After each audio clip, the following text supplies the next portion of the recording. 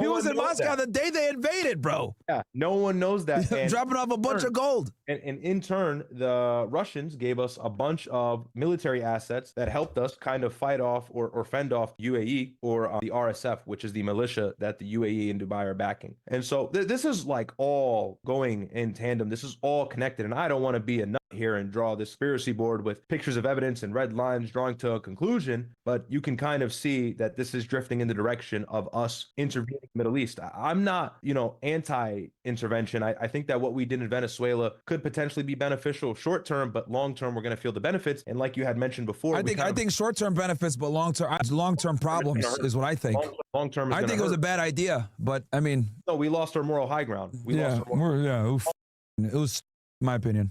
We can't wag our finger in Russia's face anymore and tell them you can't do that, and then we go and remove a leader overnight like that. And I don't really care. Like, again, from a moral perspective, I think it's silly to talk about, oh, that was messed up. Look, Venezuela's happy. Maduro and the Chavez regime, they were vicious dictators, and they capitalized off of drug trade, and they still did have a drug problem. And so what we did was not entirely evil, but in the grand scheme of things, over a long period of time, I think it's just going to be a bad idea that's fruitless, and we're not going to see any benefits from it over the coming years. Yeah, we might have a little bit of a boom now, but it's going to hurt us later. And it's not going to offset. Like, the other thing too is, like, people are like, oh yeah, well, it's because we're going to go ahead and go to war with the Iranians and they're going to shut down the Strait of Hormuz or whatever. Like, yo, if that happens, we're all going to feel it no matter what we got in Venezuela, okay? Because it's going to take time to, get that whole thing set up properly and everything else like that, and get the oil coming and flowing and everything. Like, it's still an infrastructure and a supply line that needs to be set up in a certain way. But the reality is that this conflict might come sooner than we expect, right?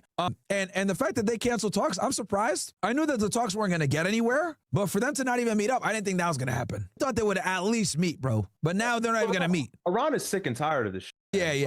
Really doesn't. You can't even be mad at them, yeah. I've always told people, and I've said this many times, and I tell this to my friends when I'm educating this on this matter, I'm not a Persian apologist. I don't have a vested interest in Iran. I have no dog in this fight, to be quite frank with you. But Iran definitely has a valid grievance in not trusting the United, undermined them several times. We've done crazy betrayal and backblowing deals to them. So it's only right for them to not want to step table, especially when we're asking them for unrealistic demands. Trump is being a maximalist, and right now he kind of needs to be a minimalist to avoid war, and then we can slowly work towards the finish line and hopefully getting them to stop at least their missiles. But that's their main asset that protected them, especially in the summer in the 12-day war. Go ahead. Yeah, no, I was gonna say his brinksmanship is not a look. And I was explaining this to my audience earlier. Trump practices a style of negotiation called brinksmanship. Okay, and what he basically does, brinksmanship is the practice where you take the deal or the agreement or the grievance all the way almost to like the edge, and then you kind of tell the person when you're at the edge, all right, let's talk, right? And he does this all the time. Now, the reason why this is a problem now is because the Iranians don't have the position of disadvantage that they had before, okay? They've refined their defenses, okay? They have missiles that can absolutely destroy your ally, which is why your ally is terrified to actually hit them this time, right? The Israelis are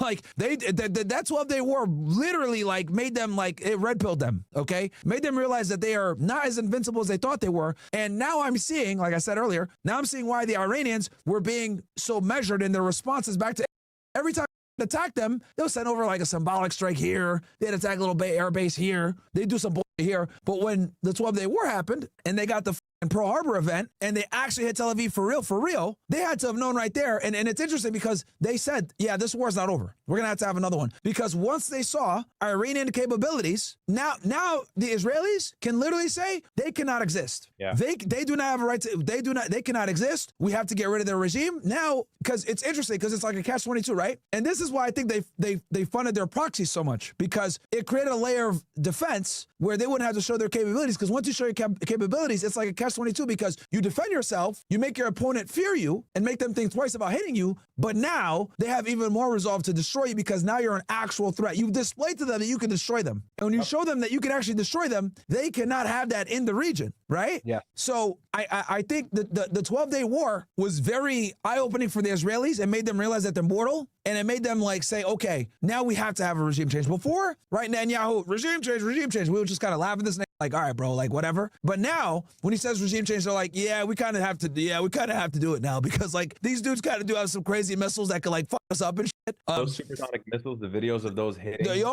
were insane. There's a reason you can't find those missiles hitting on Western media. Fox News, ABC, MSNBC, none of them showed these hypersonics hitting, at least not on primetime. They did not show any of those hypersonics hitting Tel Aviv and or all the things on like obscure news sites or like X, but in terms of mainstream media, you weren't going to see any of that. Hell no, bro. If you enjoy my videos, don't forget to like and subscribe.